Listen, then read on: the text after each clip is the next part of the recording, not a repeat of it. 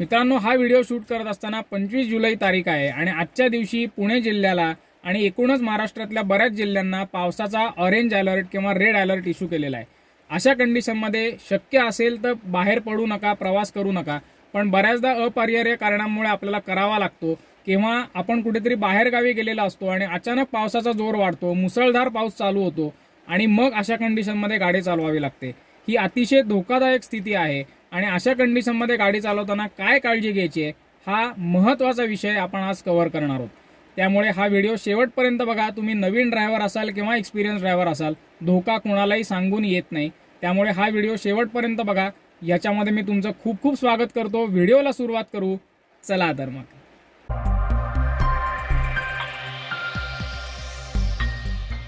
तर मित्रांनो, पावसात गाडी चालवताना पहिली गोष्ट जी आपल्याला लक्षात ठेवायची आहे ती म्हणजे दोन गाड्यांमधलं अंतर जे आहे, म्हणजे ज्या गाडीला आपण फॉलो करतोय त्या गाडीतलं आणि आपल्या गाडीतलं अंतर आपल्याला नेहमी जास्त ठेवायचं आहे कोरड्या कंडिशन्समध्ये गाडी चालवतो त्याच्या तुलनेमध्ये। कारण पावसाळ्यामध्ये रस्ता स्लिपरी असतो, ब्रेक लागायला उशीर होतो, म्हणजे गाडी थांबायला उशीर होतो, त्यामुळे कधी सेफ डिस्टन्स ठेवणं हे जास्त चांगलं असतं। तसंच मित्रांनो, आपल्याला आपल्या आरशांकडेही लक्ष ठेवायचं, म्हणजे आपले दोन्ही OVRM आणि आपला IVRM। कारण आपल्या मागची जी गाडी आहे ती जर आपल्या फार जवळ येत असेल, असं जर आपल्याला वाटत असेल, तर त्याला लगेचच आपली लेन बदलून त्याला रस्ता द्यायचा आहे आणि त्याला पुढे जाऊन द्यायचं आहे। कारण तीही गाडी जर कमी डिस्टन्स असेल आणि आपल्यासमोर काही अचानक काही आलं तर ती गाडी आणि आपल्या गाडीमध्ये धडक होऊ शकते। मित्रांनो, पुढची गोष्ट जी पावसात गाडी चालवताना लक्षात ठेवायची आहे ती म्हणजे आपण शक्यतो आपल्या समोर, मी मगाशी म्हटल्याप्रमाणे सुरक्षित अंतरावरच, पण आपल्या समोर एखादी गाडी रस्त्यावरती आपल्याला ठेवायची। शक्यतो एकटीच गाडी आपली आहे, खूप अंतरापर्यंत पुढे कुठलीच गाडी नाहीये, अशी शक्यतो कंडिशन जर तुम्हाला अवॉइड करता आली तर अवॉइड करा मित्रांनो। कारण याचं कारण असं आहे की आपल्याकडचे रस्ते हे सगळे सरप्राइजेसनी भरलेले असतात आणि पावसामध्ये पाणी साठल्यामुळे ही सरप्राइजेस जी आहेत ती बंद झालेली असतात किंवा कन्सील झालेली असतात। मग अचानक येणारे स्पीड ब्रेकर असतील, खूप मोठे खड्डे असतील किंवा अनेक अशा गोष्टी रस्त्यावरती असू शकतात की ज्या एकदम आपल्याला अचानक दिसतात। तर समोर आपल्या एखादी जर आपल्याला गाडी ठेवता आली, मग ती छोटी असेल किंवा मोठी असेल, तर आपल्याला थोडासा टाइम मिळतो रिॲक्ट करायला, कारण त्या गाडीवरती आपलं लक्ष असतं आणि त्या गाडीचा स्पीड जर अचानक कमी झाला किंवा ती गाडी एखाद्या मोठ्या स्पीड ब्रेकरवरनं गेली, खड्ड्यातनं गेली, तर आपण वेळीच सावध होतो आणि आपली गाडी वाचवू शकतो। मित्रांनो, आपल्याकडे रस्ते कशा पद्धतीने बांधलेले असतात, कुठलेही नियम न पाळता, कुठलाही विचार न करता रस्ते आपल्याकडे बांधले जातात आणि ह्याचा परिणाम म्हणून जरा पाऊस झाला की रस्त्यावरती लगेच धोकादायक पद्धतीने पाणी साचतं आणि दरवर्षी एकदा तरी आपल्यापैकी सगळ्यांना अशा पाण्यातनं गाडी ही न्यावीच लागते किंवा अशी वेळ आपल्यावरती येते। मग अशा पाण्यातनं गाडी नेताना आपल्याला काय काळजी घ्यायची आहे हे आपण बघू। सर्वात पहिली आणि महत्वाची गोष्ट म्हणजे वाहणाऱ्या पाण्यावरनं कधीच तुम्ही गाडी घेऊ नका। म्हणजे एखाद्या विशेषतः कोकणामध्ये जेव्हा तुम्ही जाता किंवा अशा सखल भागामध्ये जेव्हा तुम्ही जाता तेव्हा छोटे पूल बांधलेले असतात आणि त्या पुलावरनं नदीचं पाणी कधी कधी क्रॉस होत असतं। आता तुम्हाला वाटेल की अगदीच थोडंसं पाणी वरनं जात आहे तर जायला काय हरकत आहे, तर असा जर तुम्ही विचार करत असाल तर ही आता पुढची मी तुम्हाला जी क्लिप दाखवणार आहे ती आपण बघू आणि मग तुम्हाला मी सांगतो।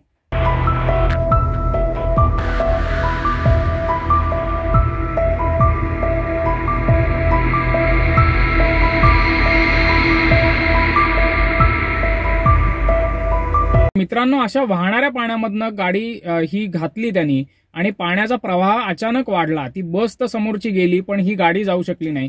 ही गाडी फिरली आणि एकदा तुमचा व्हील्सचा रस्त्याचा कॉन्टॅक्ट सुटला की मग तुमचा कुठलाही कंट्रोल गाडीवरती राहत नाही, मग पाणी तुमच्यावरती कंट्रोल घेतं आणि तुम्हाला वाहून घेऊन जातं। आता बऱ्याचदा असं असतं की रस्त्यावरती पाणी साचलेलं असतं, ते वाहत नसतं, पण आपल्याला खोलीचा अंदाज नसतो किंवा आपल्याला कळत नाही की हे नक्की याच्यात आपण पाण्यात गाडी घालावी की नाही।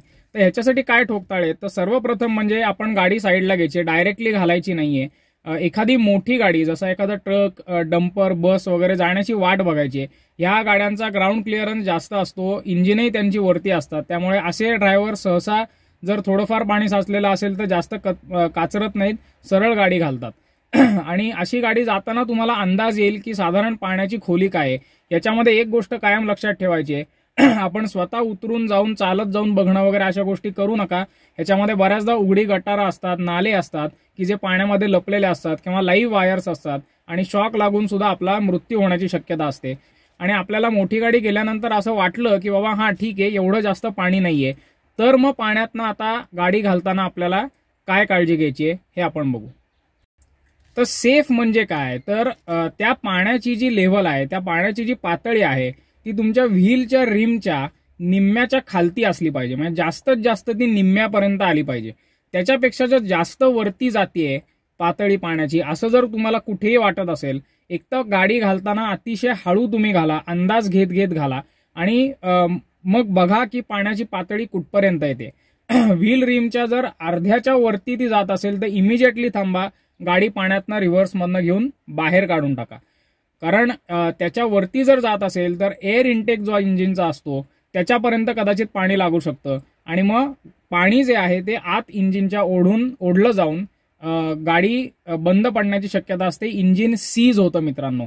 आणि सीज झालेलं इंजिन जे आहे म्हणजे ह्याचा अर्थ पाणी इंजिनमध्ये जातं आणि इंजिन खूप मोठा खर्च काढतं, हजारोंचा तुम्हाला खर्च काढावा लागेल. तर हे आपल्याला अवॉइड करण्यासाठी हे कायम आपल्याला लक्षात ठेवायचं आहे की आपली जी व्हील रिम आहे त्याच्या निम्म्यापर्यंत जर पाणी असेल तरच आपल्याला त्याच्यात पाण्यात गाडी घालायची आहे, अन्यथा गाडी घालायची नाहीये मित्रांनो. आणि मित्रांनो जरी अर्ध्याच्या खालती जरी असेल व्हील रिमच्या पाणी तरी सुद्धा एक काळजी आपल्याला नेहमी घ्यायची आहे, ती म्हणजे आपल्याला गाडीचा आरपीएम जो आहे किंवा फायरिंग जे आहे ते थोडंसं नेहमी जास्त ठेवायचं आहे. तर हे साधारण तुम्ही 2000 RPM ला ठेवा. तुमची जर मॅन्युअल गाडी असेल तर तुम्हाला ते सहज करता येईल. पहिल्या गिअरमध्ये किंवा जास्तीत जास्त दुसऱ्या गिअरमध्ये आपल्याला गाडी चालवायची आहे. आणि ऑटोमॅटिक गाडी असेल तर अशी गाडी आपल्याला मॅन्युअल मोडमध्ये न्यायची आहे, म्हणजे सिस्टीम आपोआप गिअर बदलत नाही आणि तुम्हाला गाडीचं फायरिंग हे जास्त ठेवता येतं. पावसात गाडी चालवताना मित्रांनो एक खूप मोठा धोका जो असतो तो म्हणजे ॲक्वा प्लॅनिंग. आता ॲक्वा प्लॅनिंग म्हणजे काय की गाडीवर जेव्हा रस्त्यावरनं चालत असते तेव्हा तुमच्या गाडीच्या व्हीलमध्ये आणि रस्त्यामध्ये संपर्क होत असतो, फ्रिक्शन होत असतं, म्हणून गाडीला मित्रांनो ग्रिप मिळते. पण पावसाळ्याच्या दिवसामध्ये कधी कधी असं होऊ शकतं की तुमचं गाडीचं जे म्हणजे हा जर रस्ता असेल आणि हे गाडीचं चाक आहे तर ह्याच्यामध्ये पाण्याची एक अगदी पातळ थिन फिल्म सारखं तयार होतं आणि ज्याच्यावरनं गाडी थोडीशी तरंगत जायला लागते. हे नोटीस नाही होत मित्रांनो. गाडी चालवताना सुद्धा तुम्हाला थोडासा कदाचित वाटेल कारण स्टिअरिंग लाईट होतं त्यांनी एकदम, म्हणजे करंट फ्रिक्शन राहत नाही. आणि अशी जेव्हा थिन फिल्म रस्त्याच्या मध्ये आणि टायरच्या मध्ये तयार होते तेव्हा तुमचा गाडीचा सबंध ताबा गेलेला असतो आणि खूप मोठा त्याने अपघात होण्याची शक्यता असते. ही जी तुम्ही आता क्लिप बघताय त्याच्यात हेच झालेलं आहे मित्रांनो.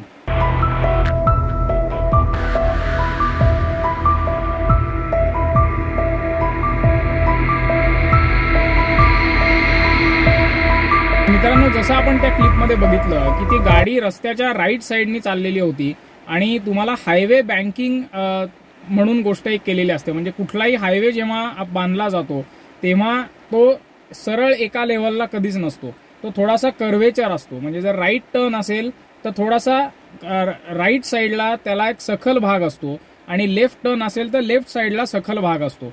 आणि नेमकं या सखल भागामध्येच मित्रांनो पावसाळ्याच्या दिवसात पाणी साचतं आणि ओव्हरटेकिंगच्या लेनमध्ये जेव्हा तुम्ही असता, जेव्हा तुम्ही ओव्हरटेक करत असता एक्स्ट्रीम राईटच्या किंवा एक्स्ट्रीम लेफ्टच्या लेनमध्ये जेव्हा तुम्ही असता तेव्हा अशा पाण्याला तुम्हाला सामोरं जावं लागतं. आणि जर मग तुमचा स्पीड जास्त असेल तर मग ॲक्वा प्लॅनिंग होतं, गाडी पाण्यावरती तरंगायला लागते, गाडी फिरते, पलटी होऊ शकते आणि खूप मोठा अपघात होऊ शकतो. तर पावसात गाडी चालवताना आपल्याला शक्यतो as far as possible middle लेनमधनं गाडी चालवायची आहे. पुढची गोष्ट आपल्याला जी महत्वाची आहे ती म्हणजे जोराच्या पावसामध्ये आपण सिटीमध्ये किंवा हायवेमध्ये कुठेही जरी गाडी चालवत असलो तरी आपल्या गाडीचे हेडलाईट्स हे नेहमी ऑन ठेवायचे. आपल्या गाडीला जर फॉग लाईट्स असतील तर तेही तुम्ही वापरलेत तरी चालेल. विशेषतः मित्रांनो ज्या गाड्या व्हाईट, सिल्वर किंवा अशा कुठल्या तरी लाईट कलरच्या आहेत त्यांनी तर हे आवर्जून लक्षात ठेवा. ह्या फोटोमध्ये तुम्ही जसं बघताय तसं एक काळी गाडी आहे आणि त्याच्या शेजारी एक पांढरी गाडी आहे. जे गाडीमधनं उडणारं जे पाणी असतं किंवा इव्हन पावसाच्या पाण्यामुळे जो एक ब्राईटनेस येतो त्या ब्राईटनेसमुळे अशा लाईट रंगाच्या ज्या गाड्या असतात त्या लवकर लपू शकतात. तुमच्या मागच्या आरशामध्ये त्या लवकर दिसून येत नाहीत किंवा पुढे जाणारी गाडी सुद्धा कधी कधी हेवी रेनमध्ये पांढऱ्या रंगाची किंवा कुठल्या लाईट कलरची असेल तर ती लपू शकते. आणि फक्त लाईट कलरच्याच मित्रांनो गाडी असेल तर नाही, कुठल्याही रंगाची तुमची गाडी असली तरी शक्यतो तुम्ही हेवी रेनफॉलमध्ये आपल्याला नेहमी हेडलाईटचा वापर करायचा आहे. आणि मित्रांनो, पावसाळ्यात व्हिजिबिलिटी फार महत्त्वाची असते. रस्ता समोरचा क्लिअर दिसत राहणं खूप महत्त्वाचं असतं. आणि मग काचेवरती धुकं जमतं अशा वेळेला, आणि जर मग तुम्हाला ते काढायचं कसं हे माहिती नसेल तर खूप प्रॉब्लेम होतो. तर ह्या व्हिडिओनंतर हा नुकताच आपण त्याच्यावरती व्हिडिओ केलेला आहे, हा व्हिडिओ सुद्धा नक्की बघा चॅनलवरती जाऊन. ह्यानी तुम्हाला खूप पावसाळ्यात मदत होईल. याच्या व्यतिरिक्त वायपर्सच्या सिस्टीमबद्दल किंवा वायपर्स योग्य पद्धतीने कसे वापरायचे याही बद्दल आपण व्हिडिओ केलेला आहे, तर तोही तुम्ही नक्की बघा. तर हा मित्रांनो खूप महत्त्वाचा विषय आहे. व्हॉट्सॲपवरती आपल्या मित्रमंडळींबरोबर जास्तीत जास्त शेअर करा, कारण ह्यानी एक अवेअरनेस स्प्रेड होणार आहे आणि ह्यानी काही लोकांचा जीवही वाचू शकतो. तर हा व्हिडिओ तुम्हाला कसा वाटला हे तुम्ही कॉमेंट्समध्ये नक्की सांगा. या संदर्भातल्या तुमच्या काही शंका असतील किंवा तुमचे काही अनुभव असतील पावसातले, तर तेही तुम्ही याच्यात नक्की शेअर करा. आणि राईट ड्राईव्ह मराठीच्या यूट्यूब चॅनलला नक्की सबस्क्राईब करा. Kiran Abhyankar from the Right Drive Marathi signing off. धन्यवाद.